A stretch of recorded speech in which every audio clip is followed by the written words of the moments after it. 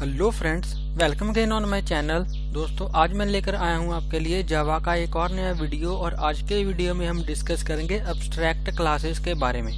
तो friends, abstract class क्या होती है? एब्स्ट्रैक्ट क्लास का मतलब कि वो क्लास जिसको हम इंस्टांशिएट नहीं कर सकते, मतलब कि उस क्लास का हम ऑब्जेक्ट क्रिएट नहीं कर सकते, जो कि एक एब्स्ट्रैक्ट क्लास होती है। तो फिर एब्स्ट्रैक्ट क्लास का हमें फायदा क्या है जब तक कि हम उसका ऑब्जेक्ट क्रिएट नहीं कर सकते? क्योंकि अगर हम किसी क्लास का ऑब्जेक्ट क्रिएट नहीं कर सकते तो हम फिर उसके मेथड्स को और उसके जो वेरिएबल्स हैं उसको हम कैसे कॉल कर पाएंगे। तो मैं आज के वीडियो में आपको बताऊंगा कि एब्स्ट्रैक्ट क्लासेस का हम कैसे यूज करते हैं और इनका क्या बेनिफिट होता है। तो एब्स्ट्रैक्ट क्लासेस में हम क्या करते हैं, जो लेट से हम एक ऐप क्रिएट कर रहे हैं, ठीक है, उसमें क्या है, उसमें हम बैंक्स का जो डेटा है उसको हम यहाँ पे बैंक्स की जो फंक्शनैलिटी है उसको यहाँ पे दिखाना चाहते हैं। लेट्स से फॉर एग्जांपल कि लेट्स से हमारे पास बैंक है, तो हम जो बैंक्स की जो फीचर्स होते हैं बैंक्स के, वो सभी बैंक्स के ऑलमोस्ट कॉमन होते हैं। जैसे कि इंटरेस्ट रेट, हर एक जो बैंक है वो इंटरेस्ट रेट देता है कस्टमर्स को, लेकिन उनका जो इंटरेस्ट रेट है वो अलग अलग हो सकता है, लेकिन वो एक कॉमन फीचर है। तो ऐसे फीचर जो कॉमन होते हैं उनको हम क्या करते हैं, उनको हम एब्स्ट्रैक्ट क्लास के अंदर डिफाइन करते हैं, ठीक है। जो और एडिशनल फीचर्स होंगे, तो जो इस एब्स्ट्रैक्ट क्लास की जो चाइल्ड क्लास होगी, वो कॉमन फीचर उस चाइल्ड क्लास में तो आएंगे ही आएंगे, लेकिन वो अलग से ही भी अपने फीचर्स को वहां पे डिफाइन कर सकती है। तो जैसे जो भी कॉमन फीचर्स होंगे, जैसे मैंने आपको बताया कि बैंक अलग अलग बैंक्स के अलग अलग इंटरेस्ट रेट होते हैं, लेकिन वो जो इंटरेस्ट रेट है वो एक कॉमन फीचर है सभी बैंक्स में, क्योंकि सभी जो बैंक्स हैं वो इंटरेस्ट रेट अपना देती हैं हर एक कस्टमर को, ठीक है। तो ऐसे जो भी कॉमन फीचर्स होते हैं वो उनको हम क्या करते हैं, वो उनको हम एब्स्ट्रैक्ट क्लास के अंदर डिफाइन कर देते हैं, और जो भी एक चाइल्ड क्लास आती है उस एब्स्ट्रैक्ट क्लास की, वो उन फीचर्स को तो एक्सेप्ट करती है, लेकिन अपने अलग से फीचर्स को भी वो डिफाइन कर सकती है, ठीक है। मैं आपको यहाँ पे दिखाता हूँ एग्जांपल के थ्रू। जैसे मैंने अभी बैंक की एग्जांपल ली, उसको ही यहाँ पे मैं आगे करूंगा, आगे लेकर जाऊंगा, ठीक है। लेट्स से यहाँ पे मैंने एक क्लास क्रिएट करी। लेट्स से यहाँ पे मैंने क्लास क्रिएट करी बैंक, ठीक है। तो एब्स्ट्रैक्ट क्लास का मेन फीचर क्या होता है कि हम एब्स्ट्रैक्ट क्लास को इंस्टांशिएट नहीं कर सकते, मतलब कि उस एब्स्ट्रैक्ट क्लास का हम ऑब्जेक्ट क्रिएट नहीं कर सकते। तो अगर हम किसी क्लास को एब्स्ट्रैक्ट बनाना चाहते हैं तो उसके आगे मैं यहाँ पे क्या करूंगा, एब्स्ट्रैक्ट कीवर्ड का यूज करूंगा, ठीक है। अगर मैं किसी क्लास के आगे एब्स्ट्रैक्ट कीवर्ड लगा दूं तो वो जो क्लास है वो एब्स्ट्रैक्ट बन जाती है, ठीक है जी। तो यहाँ पे हम क्या करेंगे, ये मैंने क्लास ली बैंक, और इसके अंदर मैंने एक एक फंक्शन क्रिएट करते हैं, लेट्स से इंटरेस्ट रेट, ठीक है। तो यहाँ पे मैं लिखूंगा वॉइड, यहाँ पे लिखूंगा इंटरेस्ट अंडरस्कोर रेट कर देते हैं इसको, ठीक है। इंटरेस्ट, यहाँ पे इंटरेस्ट के स्पेलिंग गलत कर दिया मैंने, इंटरेस्ट अंडरस्कोर रेट, और इसके अंदर हम क्या करते हैं, सिंपल यहाँ पे लिख देता हूँ मैं system.out.println, ठीक है। और इसके अंदर यहाँ पे मैं लिख देता हूँ ऐसे लिख देते हैं सिंपल है, this is the function for interest rate, ठीक है जी। This is the function for interest rate. अब हम यहाँ पे क्या करते हैं, लेट्स से एक बैंक हमने क्लास क्रिएट कर दी और इसको हमने एब्स्ट्रैक्ट बना दिया, ठीक है। और इसके अंदर हमने एक फंक्शन डिफाइन कर दिया इंटरेस्ट रेट, क्योंकि हर एक बैंक का अपना इंटरेस्ट रेट होता है, तो इसलिए ये एक कॉमन फीचर है। तो एब्स्ट्रैक्ट क्लास में हम क्या करते हैं, एक जो भी कॉमन फीचर्स होते हैं किसी भी हर क्लास के, उनको हम क्या करते हैं, एक एब्स्ट्रैक्ट क्लास क्रिएट करते हैं और उसके अंदर सभी कॉमन फीचर्स को डिफाइन कर देते हैं। अब हम यहाँ पे क्या करेंगे, एक और क्लास क्रिएट करेंगे। तो यहाँ पे मैं लेट्स से यहाँ पे इसके बाद एक और क्लास क्रिएट करूंगा। मैंने क्लास क्रिएट की लेट्स से HDFC, ठीक है जी। HDFC एक हमारा बैंक है और ये क्या करेगी, ये क्लास एक्सटेंड करेगी बैंक क्लास को, ठीक है। मतलब कि जो भी कॉमन फीचर्स होंगे, जो भी फंक्शन या फिर जो भी वेरिएबल्स होंगे बैंक क्लास के, वो HDFC क्लास के अंदर यहाँ पे आ जाएंगे। तो यहाँ पे मैं क्या करूँगा, अब इसका मतलब कि जो इंटरेस्ट रेट है वो यहाँ पे इसके अंदर आ चुका है, ठीक है। इस क्लास के अंदर यहाँ पे इंटरेस्ट रेट आ चुका है। तो अब अगर मैं इसको रन करूं, सबसे पहले मैं आपको दिखाना चाहता हूं, जैसे मैंने आपको बताया कि एब्स्ट्रैक्ट क्लास क्या होती है, जिसका हम ऑब्जेक्ट क्रिएट नहीं कर सकते। तो अगर यहाँ पे मैं बैंक क्लास का ऑब्जेक्ट क्रिएट करना चाहूँ तो ये हमें यहाँ पे एरर थ्रो करेगा। सबसे पहले हम क्या करेंगे, यहाँ पे अपना जो मेन फंक्शन है उसको डिफाइन कर लेंगे। यहाँ पे लूँगा पब्लिक स्टैटिक वॉइड मेन, और इसके अंदर हम क्या करते हैं, एक स्ट्रिंग टाइप का एक एरे पास करते हैं। तो यहाँ पे हमारा आ जाएगा मेन फंक्शन, और इसके अंदर अगर मैं सबसे पहले बैंक क्लास का ऑब्जेक्ट क्रिएट करूं, यहाँ पे अगर मैं लिखूं bank OB is equal to, और यहाँ पे मैं लिखूं न्यू बैंक, ठीक है। अगर मैं इसको यहाँ पे सेव कर दूं, और अगर मैं इसको यहाँ पे सेव कर दूं और यहाँ पे मैं इसको कंपाइल करके देखूं प्रोग्राम को, यहाँ पे अगर मैं लिखूं जावा C और उसके बाद यहाँ पे मैं लिख दूं abstract underscore class डॉट जावा।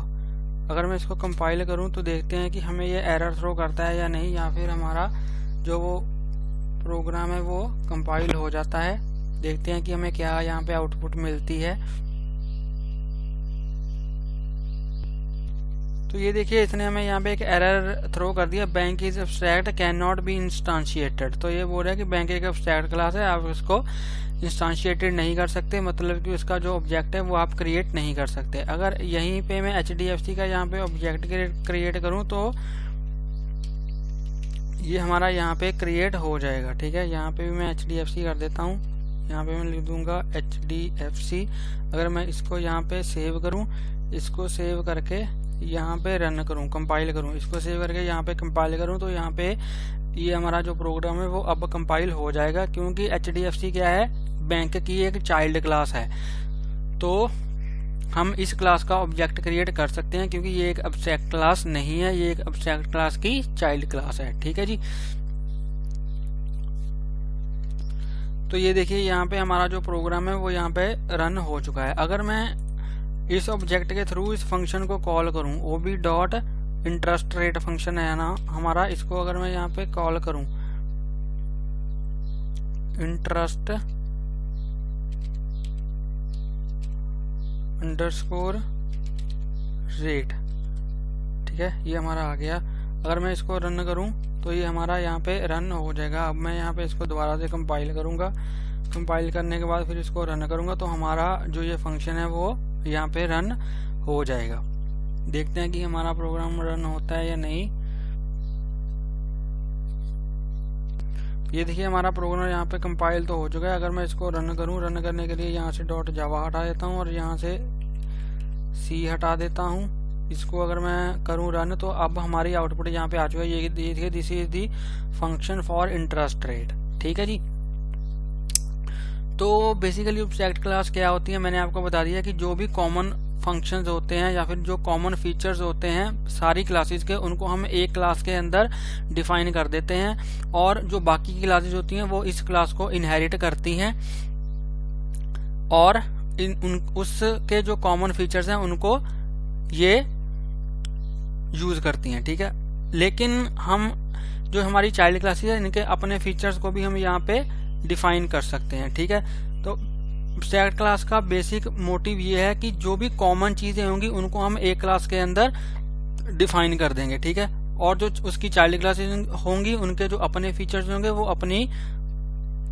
अपनी खुद की क्लास में उनको हम डिफाइन करेंगे। जैसे लेट्स से HDFC का कोई और अपना अलग से फीचर है, ठीक है। लेट्स से नेट बैंकिंग भी, चलो नेट बैंकिंग ले लो, चलो लेट्स से नेट बैंकिंग वैसे सारे बैंक्स देते ही हैं, नेट बैंकिंग नहीं कोई और, लेट्स से कोई इंश्योरेंस है, ठीक है। तो यहाँ पे जो HDFC है वो अलग से अपना कोई इंश्योरेंस दे रही है, जो बाकी बैंक्स नहीं देते, जो कि हमारा HDFC का अपना फीचर है। तो उसको मैं क्या करूंगा, उसको मैं HDFC क्लास के अंदर ही डिफाइन करूंगा, क्योंकि जो ये फीचर है ये कॉमन फीचर नहीं है, ये HDFC का अपना फीचर है, ठीक है। इसलिए मैं इस फीचर को HDFC के अंदर ही यहाँ पे डिफाइन करूंगा। तो यहाँ पे मैं लिखूंगा वॉइड इंश्योरेंस, और इसके अंदर यहाँ पे मैं इसी को यहाँ से कॉपी कर लूंगा, और इसके अंदर यहाँ पे मैं इसको पेस्ट कर दूंगा, और यहाँ पे मैं लिखूंगा this is the function for insurance. ठीक है जी, इसको मैं यहाँ पे सेव करूंगा। और ऑब्जेक्ट मैंने किसका क्रिएट किया है, यहाँ पे HDFC क्लास का। तो HDFC क्लास के ऑब्जेक्ट के थ्रू मैं इसको भी यहाँ पे कॉल कर सकता हूँ। तो यहाँ पे मैं लिख दूंगा इंश्योरेंस, OB डॉट यहाँ पे इंश्योरेंस, और इसको मैं यहाँ पे सेव करूंगा। सेव करने के बाद इसको यहाँ पे मैं कंपाइल करूंगा। कंपाइल करने के बाद इसको फिर मैं रन करूंगा, तो हमारा जो ये प्रोग्राम है वो अच्छे से रन यहाँ पे हो जाएगा। ठीक है जी, तो ये देखिए ये कंपाइल हो चुका है। अब मैं इसको रन करूंगा, तो यहाँ पे ये देखिए ये दोनों फंक्शन हमारे यहाँ पे कॉल हो चुके हैं। ठीक है, अगर मैं यहाँ पे लेट से जो हमारा इंटरेस्ट रेट है, वो इंटरेस्ट रेट हमारा बैंक क्लास का ऑब्जेक्ट है। ठीक है, अगर मैं यहाँ पे बैंक क्लास का रेफरेंस वेरिएबल क्रिएट करूँ, HDFC का ना करूँ, अगर यहाँ लेट से यहाँ पे मैंने मेरे बैंक क्लास का बैंक टाइप का ऑब्जेक्ट क्रिएट करा, ठीक है, और यहाँ पे OB मैंने यहाँ पे मैं OB से इंश्योरेंस रेट को भी कॉल कर रहा हूँ, और इंटरेस्ट रेट को भी कॉल कर रहा हूँ, और OB से इंश्योरेंस रेट को भी कॉल कर रहा हूँ। तो ये देखते हैं कि हमारा ये कॉल हो पाता है या नहीं, देखते हैं कि ये कॉल हो पाता है या नहीं। इसको यहाँ से मैं सबसे पहले कंपाइल करूंगा। कंपाइल करने के बाद इसको फिर रन करके देखते हैं। पहले तो देखते हैं कि कंपाइल ये होता है या नहीं। तो ये देखिए इसने हमें एरर दे दिया, ये बोल रहा है can not find symbol OB dot insurance.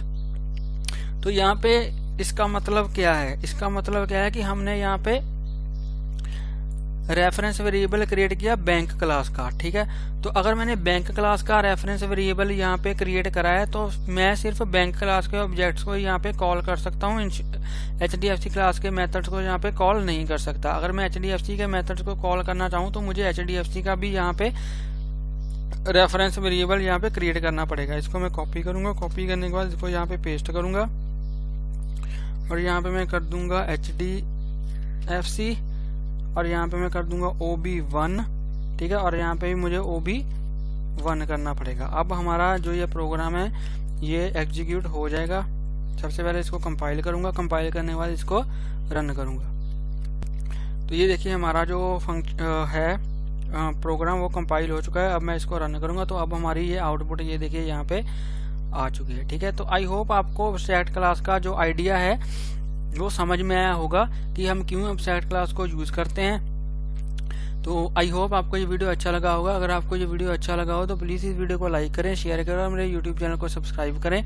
और अगर आपको इसमें कोई भी डाउट हो आप मुझे कमेंट सेक्शन में पूछ सकते हो, और प्लीज़ बेल आइकन को हिट कर लेना ताकि मेरी लेटेस्ट वीडियोज़ की नोटिफिकेशन आपको मिलती रहे और आपसे कोई भी वीडियो मिस ना हो। तो मिलते हैं एक नई वीडियो में एक नए टॉपिक के साथ। तब तक के लिए हंसते रहिए, मुस्कुराते रहिए, सीखते रहिए और सिखाते रहिए। Thank you for watching.